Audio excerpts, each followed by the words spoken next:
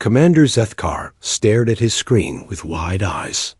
His 3 hearts were beating fast as he watched the impossible readings on his sensors. Something big was coming toward the Vega system, and it was moving in a way that made no sense. "Sir, we have 12 massive objects coming out of hyperspace," his officer said with a shaky voice. "But sir, they are not using any hyperspace technology we know about." Zethkar's scaled hands gripped his command chair. In his 40 years of service to the Galactic Empire, he had never seen anything like this. The ships were huge, bigger than Imperial battleships, and their energy readings were off the charts. "Show me visual," he ordered. The main screen flickered and showed 12 ships that looked nothing like any vessel in the Imperial database. They were sleek and angular, with a silver-blue color that seemed to shift in the light. Strange energy. Patterns danced across their hulls like living lightning. "By the Emperor's claws," whispered his communications officer. "What are those things?" Far away on the lead ship, Admiral Jake Morrison stood on his bridge watching the Imperial patrol vessels through his own screens. He was a tall man with gray hair and calm blue eyes. He had been preparing for this moment for months. "Captain Kane, are you reading their communications?" he asked. Lisa Kane, his tactical officer, nodded as she worked at her station. "Yes, sir. They are sending emergency signals back to their command. They seem very scared." Morrison almost smiled. They? Imperial Navy had ruled the galaxy for over 1,000 years. They were not used to being surprised. Let them send their messages. It is time the galaxy knew we were here. The human fleet moved slowly through space toward a small mining world. The ships moved in perfect formation, their advanced engines making no sound in the vacuum of space. Each vessel was a work of art and engineering that the galaxy had never seen before. On the mining world below, workers stopped their machines and looked up at the sky. The 12 human ships could be seen even in daylight, hanging in space like silver stars. Word spread quickly through the small colony. Strangers had come, and they were not Imperial ships. Back on the Imperial patrol ship, Commander Zethkar was getting more nervous by the minute. His orders were clear. Any unknown. Ships were to be stopped and questioned. But these ships were too big and too strange. He made a decision that would change everything. "Send an immediate message to High Command," he ordered. "Tell them we have unknown vessels of superior technology entering Imperial space. Request immediate backup." The message traveled through hyperspace faster than light, reaching the Imperial capital world in minutes. Emperor Vakthul was in his throne room when his military advisor rushed in with the news. "My Emperor," the advisor said, bowing low, "we have a situation. Unknown ships have appeared at the Vega system. Our patrol commander says they use technology we do not understand." Emperor Vakthul was a massive creature, part of the Saurian race that had founded the Empire centuries ago. His yellow eyes narrowed as he looked at the transmitted images of the human ships. "Impossible," he growled. "We are the masters of this galaxy. No one has technology we do not know about." But even as he spoke, he felt a chill run down his spine. The ships in the images looked too advanced, too clean, too perfect. They did not look like they had been built by any species the Empire knew. On the human flagship, Admiral Morrison called his senior staff to the bridge. Captain Ben Parker, their diplomat, arrived first. He was a young man with friendly eyes who spoke 17 different alien languages. "Admiral, are we ready to make contact?" Parker asked. "Soon," Morrison replied. "Dr. Collins, what do your scans tell us about the local population?" Dr. Amy Collins was the fleet's expert on alien life. She had been studying Imperial species for months from their hidden observation posts. "The mining world has about 50,000 people, sir. Mostly Vex workers and Saurian overseers. They treat the workers badly." Morrison nodded. This was exactly what they had expected to find. The Galactic Empire was built on the backs of slave labor and oppressed worlds. It was time for that to change. Captain Davis, Morrison called to another officer. What is the status of our defensive systems? Ryan Davis was in charge of the fleet's weapons and shields. All systems running perfectly, sir. If they try to attack us, they will get a big surprise. The human ships continued their slow approach to the mining world. They made no threatening moves, but they also showed no signs of leaving. The Imperial patrol ships kept their distance, waiting for orders from their superiors. Hours passed.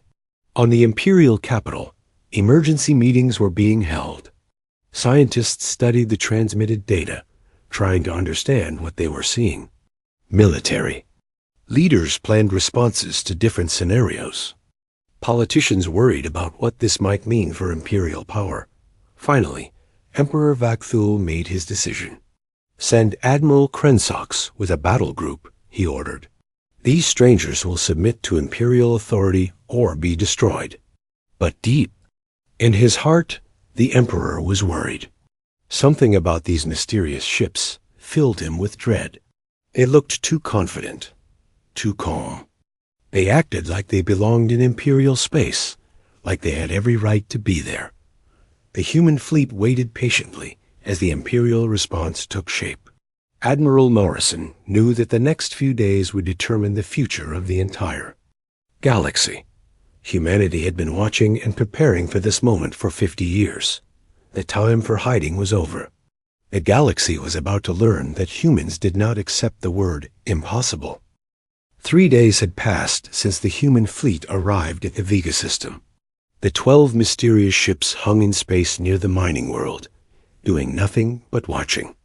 On the planet below, the alien workers whispered among themselves. Some said the strangers had come to free them. Others feared another war. Admiral Krensox arrived with his battle group just as the local sun was setting on the mining world. His fleet was impressive by Imperial standards. 30 warships, including 2 massive dreadnoughts. The Admiral was proud of his record. He had never lost a battle in 20 years of service. Open communications with the unknown vessels. Krensox ordered from his command ship. Tell them they are in Imperial space without permission. On the human flagship, Commander Ben Parker received the transmission. He was sitting in a comfortable chair in the communications room, wearing a simple blue uniform. His job was to talk to aliens, and he was very good at it. Admiral Morrison, Parker said over the intercom. The Imperial fleet wants to talk. Should I answer them? Go ahead, Ben, Morrison replied. But remember what we discussed. Be polite, but firm. Parker activated the communications system. His image appeared on the main screen of the Imperial flagship. Admiral Krensox was surprised to see what looked like a young, hairless primate in a strange uniform. I am Commander Ben Parker of the Earth Federation, Parker said in perfect Imperial Standard language. We come in peace and wish to establish diplomatic relations. Krensox laughed, a harsh sound that echoed through his bridge. Earth? We have never heard of this world. You are in Imperial space without permission. Surrender immediately or be destroyed. Parker remained calm. Admiral, we cannot surrender because we have done nothing wrong. We are in open space, not attacking anyone. We simply wish to talk. Impossible. Krensox roared. All space belongs to the Empire. You will power down your weapons and prepare to be boarded. On the human ship, Dr. Amy Collins was watching the conversation from the science station. She was a small woman with brown hair and kind eyes, but she was also one of the smartest people in the human fleet. She had been studying the Imperial forces through their advanced sensors.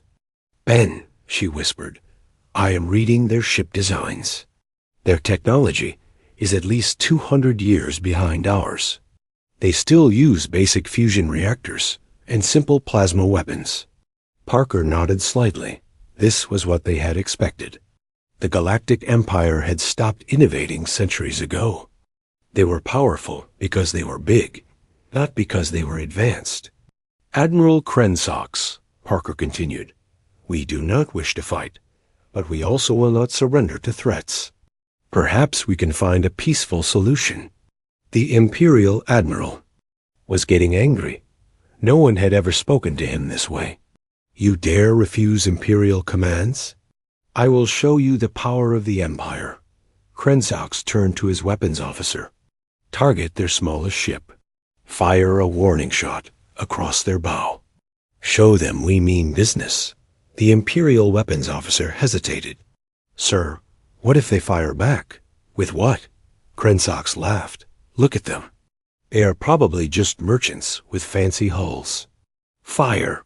The Imperial Dreadnought's main plasma cannon fired a brilliant beam of energy toward the human escort ship U.E.'s Defender.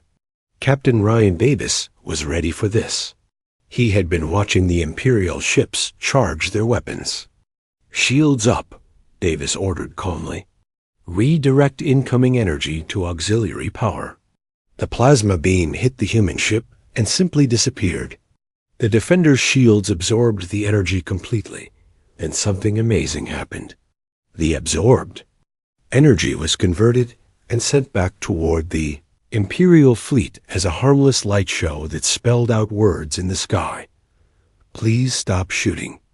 On the Imperial flagship, every officer stared in shock. Their most powerful weapon had been turned into a light display.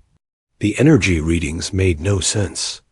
The human ship had not just blocked the attack, it had absorbed it completely and used it for something else. Impossible, whispered the Imperial science officer. Sir, their shields are not just deflecting energy. They are manipulating it at the quantum level. Admiral Krensox felt fear for the first time in years. All ships, retreat to safe distance. Do not fire again until I give the order. The Imperial fleet pulled back, but they did not leave. Both sides watched each other carefully. On the human ships, the crews were calm but ready. They had hoped to avoid conflict, but they were prepared for anything. Admiral Morrison called a meeting of his senior staff. Captain Lisa Kane joined them in the conference room, along with Dr. Collins and several other officers.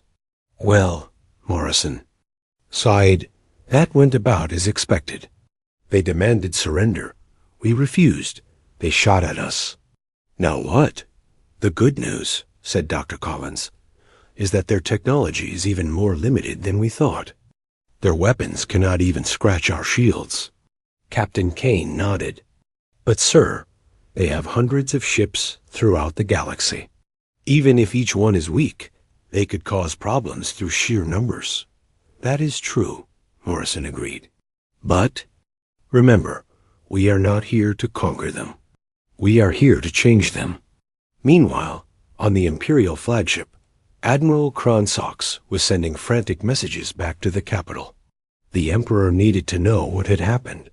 These mysterious humans had technology that made Imperial weapons useless. Dr. Collins was also busy. She had been scanning the Imperial crews during the confrontation. What she found made her sad. Most of the alien soldiers were scared and confused. They had been taught that the Empire was all-powerful, and now they were seeing proof that it was not true. Admiral, she reported, I am reading high stress levels throughout their fleet. They do not understand what just happened. Their whole worldview is being challenged. Parker was studying the Imperial communications. Sir, they are sending messages back to their home worlds. The news of our defensive capabilities will spread quickly. Good, Morrison said. Let them wonder. Fear will make them think twice before attacking civilian ships. The two fleets continued to watch each other as the hours passed. Neither side made aggressive moves, but the tension was thick. The human ships remained calm and steady, while the Imperial vessels stayed at what they thought was a safe distance. On the mining world below, The alien workers had seen the light show in the sky. Word spread quickly through the underground tunnels where they lived. The strangers had turned Imperial weapons into something beautiful and harmless. Maybe, just maybe, change was finally coming to their world. A standoff continued through the night, but everyone knew it was just the beginning. The galaxy was about to learn that the age of Imperial dominance was ending, and something new was taking its place. On the Imperial capital world, Emperor Vakthul paced back and forth in his private chamber. The reports from Admiral Krensox made no sense. Ships that could absorb plasma cannon fire? Technology that turned weapons into light shows? It was impossible. Bring me Chief Scientist Morgan. The Emperor ordered his guards. Morgan was an old ethereal, one of the energy-based life forms that served the Empire as researchers. When he arrived, his glowing form flickered with worry. "My Emperor," Morgan said, his voice like wind through crystals. "I have studied the reports. These humans appear to be using quantum manipulation technology." "Explain," Vakthul growled. "Long ago, our ancestors discovered that space and time could be bent and shaped. But the math was too complex, the energy requirements too great. We decided it was impossible and gave up the research." The Emperor's claws scraped against the stone floor. "Are you telling me that these humans have achieved what we declared impossible?" "It appears so, my Emperor. Their ships do not just travel. Through space, they reshape local reality around themselves." Meanwhile, on the human flagship, Admiral Morrison was having his own important meeting. The conference room was filled with his most trusted officers. Colonel Steve Brooks sat at the table, along with Chief Engineer Kate Miller and Intelligence. Officer Commander Paul West. "It is time," Morrison said quietly. "We need to decide how much to reveal." Commander Nina Torres, the fleet's science advisor, pulled up a holographic display. "Sir, our sensors show that more Imperial fleets are gathering. They are scared, but they are also preparing for war." Captain Kane looked at the display. "How many ships are they sending?" "Our latest count is over 300 vessels converging." "On this system?" Torres replied. "They mean to overwhelm us with numbers." Morrison nodded. "Then we need to show them why that will not work. But first, we need to discuss the big secret." The room fell silent. Every officer knew what the Admiral meant. For 50 years, humanity had kept the truth hidden from the galaxy. Now it was time to reveal everything. "Tell me, Nina," Morrison said, "are you ready to explain the architects?" Torres took a deep breath. She was a young woman with red hair and bright green eyes. She had been chosen for this mission because she understood both human and architect. "Science. 50 years ago," she began, "Earth received a message from beings we came to call the architects. They were not like us. They had given up physical form millions of years ago and existed as pure energy and thought." Colonel Brooks leaned forward. "Why did they contact us?" "Because they were dying," Torres continued. "Not their bodies. They had no bodies. But their purpose was ending. They had been the guardians of knowledge in this galaxy for eons, but they were ready to move on to something greater." Chief Engineer Miller spoke up. "They were looking for successors." "Exactly," Torres said. "They had watched many species rise and fall. Most became too rigid in their thinking, like the Empire. Others destroyed themselves with wars. But humans were different. How?" asked Commander West. Torres smiled. "We never accepted that anything was truly impossible. When other species hit a wall, they stopped trying. When humans hit a wall, we found a way around it, over it, or through it." Admiral Morrison stood up and walked to the window. Outside, the stars shone brightly, including the distant glow of the Imperial fleet. "The architects taught us that reality is not fixed," he said. "Space and time are like clay that can be shaped by those who understand the right principles. Our ships do not just move through space, they convince space to move around them. Kate Miller had been quiet during the discussion. As chief engineer, she understood the technology better than most. Sir, our engines do not push us forward. They create a bubble of altered space-time around each ship.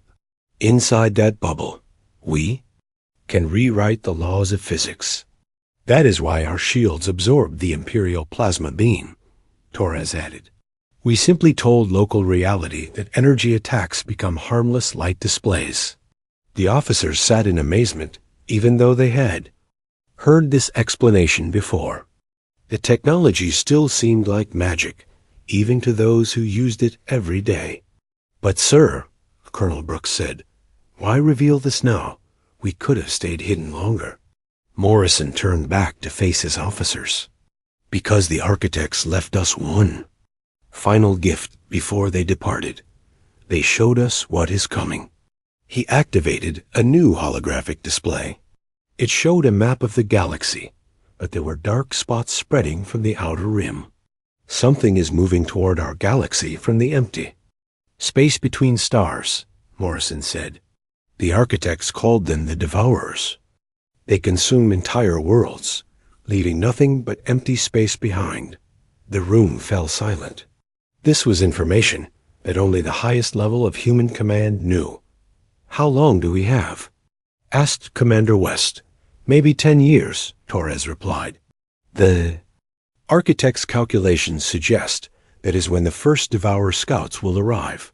And the Empire cannot stop them? Asked Captain Kane. Not with their current technology, Morrison said. Plasma cannons and fusion reactors will be useless against enemies that can consume energy itself. Chief Miller understood immediately. That is why we are here. We need to unite the galaxy and upgrade their technology before the Devourers arrive. Exactly.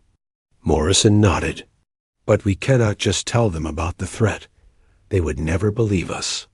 We need to prove that their way of thinking is wrong, that impossible things can become possible. Outside the conference room, the human fleet continued its patient watch. The crew members went about their duties, maintaining the incredible technology that kept their ships running. Most of them knew they were part of something historic, but only a few knew the full truth. On the Imperial ships, Admiral Krensox was getting more reports. The mysterious human vessels were not just sitting in space, they were scanning everything. His science officers reported that the scans were incredibly detailed, far beyond anything the Empire could produce. What are they looking for? Krensox asked his intelligence officer. Unknown, sir. But they are mapping every asteroid, every energy signature, every communication signal in the system. What the Imperial Admiral did not know was that the human ships were doing much more than scanning. They were studying Imperial technology, learning about their society, and preparing for what came next. Dr. Amy Collins was in her laboratory, analyzing the data they had gathered. She had identified over 30 different alien species serving in the Imperial fleet. Most were there by choice, but many were conscripts from conquered worlds.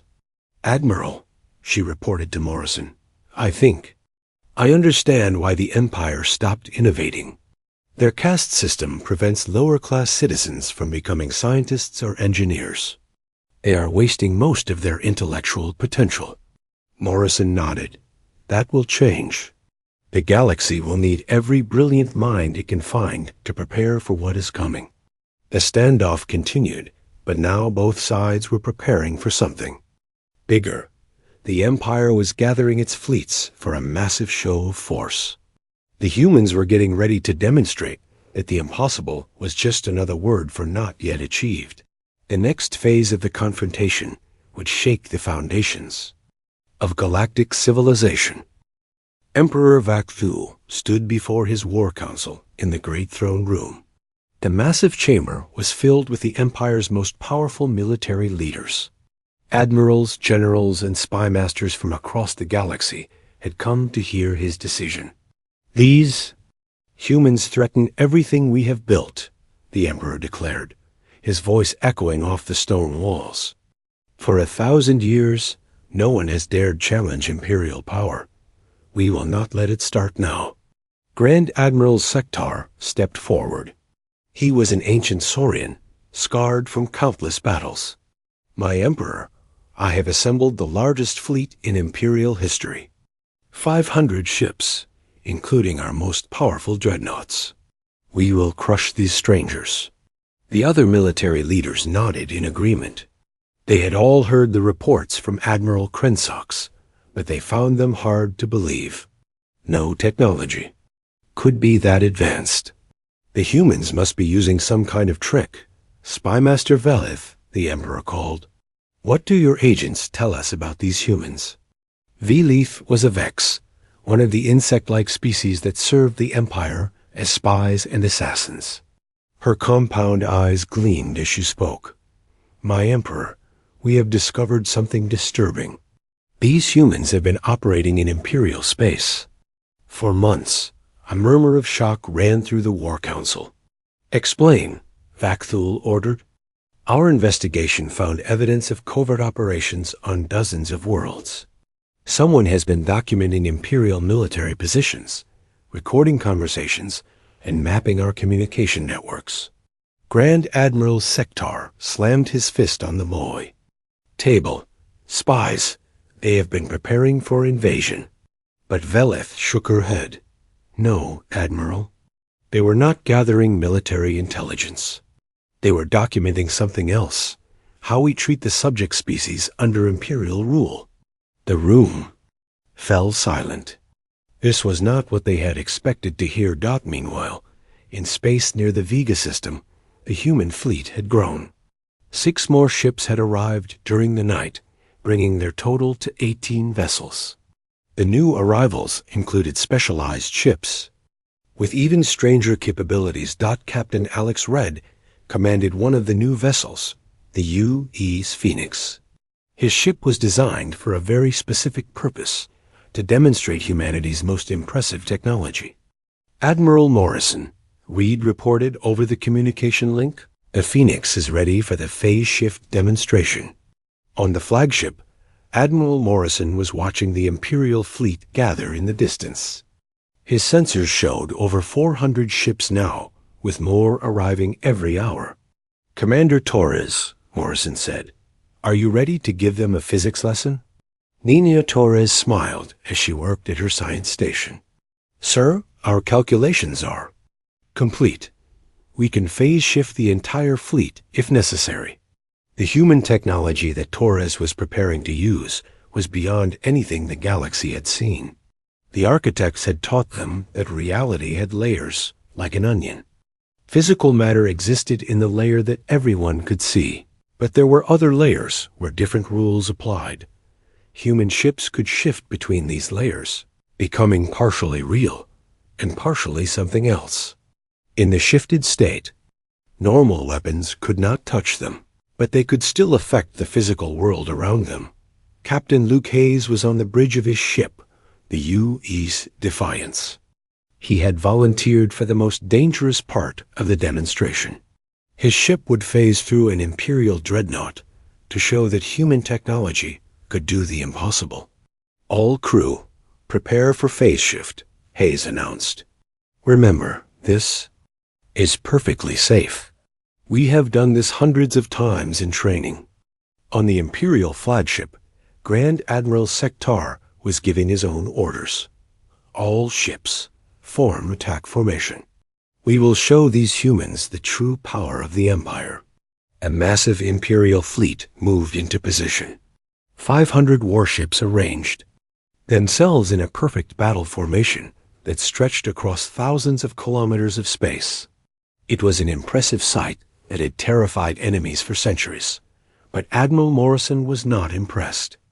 "All ships, begin phase shift sequence," he ordered.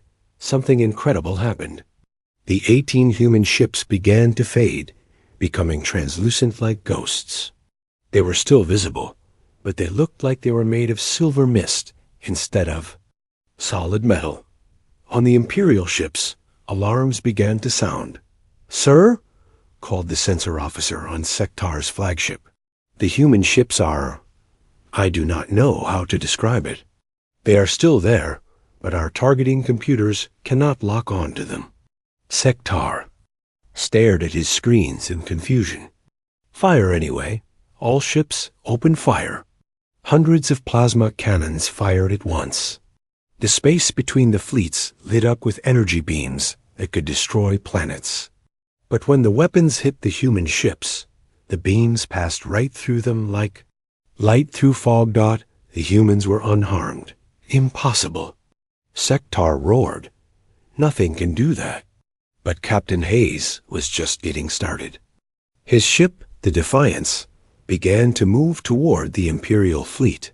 Still in its ghostly phase-shifted state, it headed straight for the largest Imperial dreadnought. "Sir," the Imperial weapons officer called out, "one of their ships is coming directly." "At us! Destroy it!" Sektar ordered. More weapons fired, but they still passed harmlessly through the phase-shifted human vessel. The Defiance did not slow down or change course. It flew directly into the Imperial dreadnought. What happened next broke the minds of every Imperial officer who saw it. The human ship passed completely through the massive Imperial vessel, appearing on the other side without causing any damage to either ship. But Hayes was not finished. His ship suddenly became solid again, materializing inside the Imperial formation. Then it fired a single shot, not a weapon, but a communication beam that wrote words in the space around the fleet. "We could have destroyed you. We chose not to." The psychological impact was devastating. Across the Imperial fleet, officers and crew members stared in shock. Their most powerful weapons were useless. Their strongest armor meant nothing. The humans could go wherever they wanted and do whatever they chose. On dozens of Imperial ships, alien crew members began to whisper among themselves. Many of them were from conquered species who had been forced to serve the Empire. For the first time in their lives, they saw proof that the Empire was not all-powerful. Grand Admiral Sektar tried to maintain control. "All ships maintain formation. Do not let them frighten you." But it was too late. The damage was done. Several smaller Imperial vessels began to pull back from the formation. Their captains, mostly from non-Saurian species, were starting to question whether they wanted to fight an enemy that could walk through walls. On the human flagship, Dr. Amy Collins was monitoring Imperial communications. "Admiral, we are picking up increased chatter throughout their fleet. Many of the alien crew members are asking questions their officers cannot answer."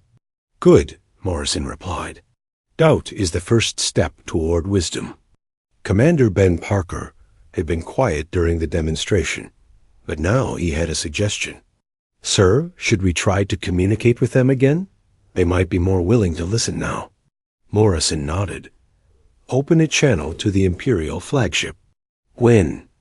Grand Admiral Sektar's face appeared on the human view screen. He looked older than he had an hour ago. The confidence was gone from his eyes. "Admiral," Morrison said in a calm voice, "we have demonstrated that we are not here to conquer you. We could have destroyed your fleet, but we did not. We want to talk." Sektar was breathing heavily. "What? What are you?" "We are humans from the planet Earth," Morrison replied. "And we are here because the galaxy needs our help. All of it, including the Empire." "Help?" Sektar asked. "Help with what?" Morrison's expression became serious. "Something is coming, Admiral. Something that will make our disagreements seem very small. The galaxy will need to be united and strong to survive what is approaching." For the first time in his long military career, Grand Admiral Sektar did not know what to say. The humans had shattered every assumption he had about technology, warfare, and power. Now they were offering help instead of demanding surrender. The balance of power in the galaxy had shifted. In a single day, and everyone knew it. The news of the Imperial fleet's failure spread across the galaxy like wildfire. On 1,000 worlds, beings who had lived under imperial rule for generations heard the impossible news. The Empire's greatest fleet had been made to look foolish. By 18 mysterious human ships, that Emperor Vakthul sat alone in his throne room, staring at the reports. Grand Admiral Sektar had requested permission to withdraw his fleet and negotiate with the humans. The most powerful military force in galactic history had been beaten without a single shot being fired in return. A messenger arrived with urgent news. My Emperor, the humans have sent a diplomatic message. They request a meeting with you personally. Vakthul's claws scraped against his throne. They request, they do not demand? No, my Emperor. They say they wish to discuss a matter of galactic importance. They also say they will come to you with only one ship. This was unexpected. Conquerors did not usually offer to visit their defeated enemies with minimal force. Vakthul made a decision that surprised even himself. Tell them I will meet with their leader, but it will be single combat, as is traditional. Their strongest warrior against mine. The message was sent back to the human fleet. Admiral Morrison received it with interest. He had been hoping for exactly this kind of challenge. Nina, he called to Commander Torres, prepare the medical enhancement protocols. We are going to need our best representative. But Torres looked confused. Sir, surely you are not going to fight their champion yourself? Morrison smiled. No, Nina. I am sending someone who will teach them a lesson about human values. An hour later, the human diplomatic ship UES Messenger departed from the fleet. It was a small vessel, barely the size of an imperial corvette. Aboard were Admiral Morrison, Commander Parker, and one other person who would surprise everyone. Dr. Helen Price was the fleet's chief medical officer. She was a small woman with silver hair and kind eyes. She had spent most of her career healing people, not fighting them. But like all members of the human fleet, she had been enhanced with architect biotechnology. When the messenger arrived at the imperial capital, the whole planet was watching. The human ship landed in the great arena where the Empire held its most important ceremonies. Emperor Vakthul was waiting with his court and his greatest champion. The imperial champion was a massive saurian warrior named Grakthul. He stood 3 meters tall and was covered in natural armor plates. His claws could cut through steel, and his jaw could crush bones. He had never lost a fight in 20 years of combat. Admiral Morrison stepped out of the human ship first, followed by Commander Parker. The imperial court whispered among themselves, trying to guess which of the two would fight their champion. Then Dr. Price emerged from the ship, and the whispers stopped. She was clearly not a warrior. She looked like a grandmother who should be reading stories to children, not fighting in single combat. Emperor Vakthul, Morrison said, bowing respectfully. I am Admiral Jake Morrison of the Earth Federation. This is our representative, Dr. Helen Price. The Emperor stared at the fee. Small human woman. This is your champion? An elderly female? In human society, Morrison explained, our leaders serve from the front. Dr. Price volunteered to represent us because she believes in what we are fighting for. Grakthul laughed, a sound like rocks grinding together. I will try not to kill her too quickly. Dr. Price smiled gently. That is very kind of you. I will try to make this educational for everyone. The combat began immediately. Grakthul charged forward with claws extended, moving faster than something his size should be able to move. But Dr. Price was ready. She did not dodge or run. Instead, she simply raised her hand, and something impossible happened. Grakthul's charge slowed down, as if he were running through thick liquid. The gravity around Dr. Price had changed, creating a field that made movement nearly impossible. With a gentle push of her hand, Dr. Price sent the massive warrior flying backward through the air. He landed hard on the arena floor, confused and shaken. How? He gasped. Gravity manipulation, Dr. Price explained patiently. It is a basic application of quantum field theory. Your scientists abandoned this research centuries ago because they thought it was too difficult. Grakthol tried to charge again, but this time Dr. Price did something even more impressive. She created a localized gravity well that lifted the warrior into the air and held him there, spinning slowly like a planet in orbit. The architects taught us that reality is more flexible than most people believe, she continued, as if she were giving a lecture. Physical laws can be adjusted by those who understand them properly. Emperor Vagtheel watched in amazement as his greatest champion was held helpless in the air by a small human woman who had not even raised her voice. I yield, Grakthol said quietly. I cannot fight someone who controls the laws of physics. Dr. Price gently lowered him to the ground. You fought bravely. In human culture, we believe that courage is more important than strength. The arena was silent. Everyone had expected to see a fight. Instead, they had witnessed something like a magic show. If magic were based on advanced science. Admiral Morrison stepped forward. Emperor Vakthul, we did not come here to humiliate you or destroy your empire. We came because the galaxy needs to be united for what is coming. What is coming? The Emperor asked. Morrison activated a holographic projector. The image showed the galaxy from above, with dark spots moving inward from the empty space beyond the outer rim.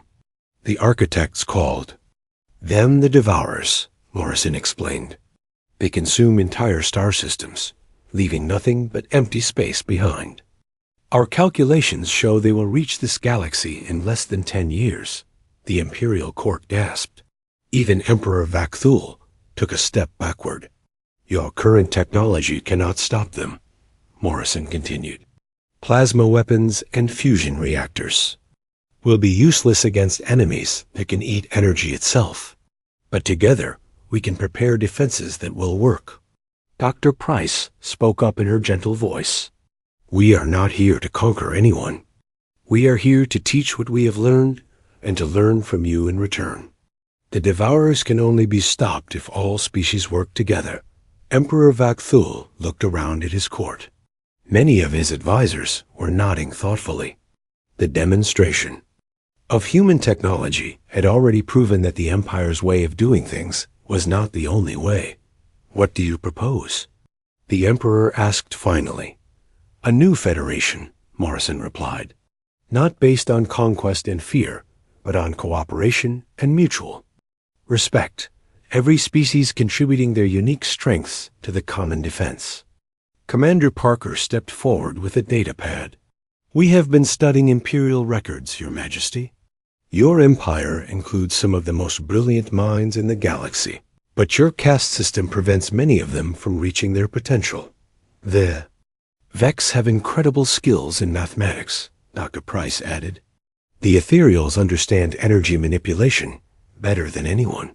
Even humans have things to learn from Imperial knowledge.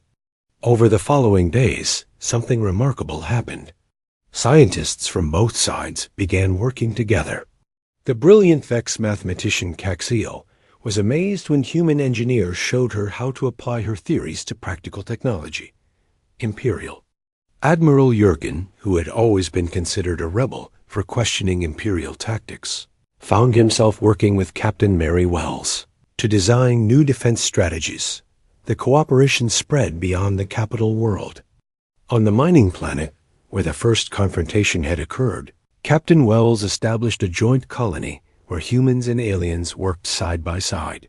The oppressed Vex workers were given access to human education technology, while humans learned about Vex social structures. Commander Tony Blake took charge of a new training program. Former Imperial officers learned about human defensive technologies, while human pilots studied Imperial knowledge of galactic navigation. The exchange of information was making both sides stronger, but the most important change was happening in the minds of ordinary beings throughout the galaxy. Word had spread about the humans who turned weapons into light shows, who could walk through walls, and who offered friendship instead of demanding surrender. On dozens of worlds, species that had been enemies for centuries began to reconsider their relationships. If humans could work with the Empire, maybe ancient grudges could be set aside in the face of a greater threat.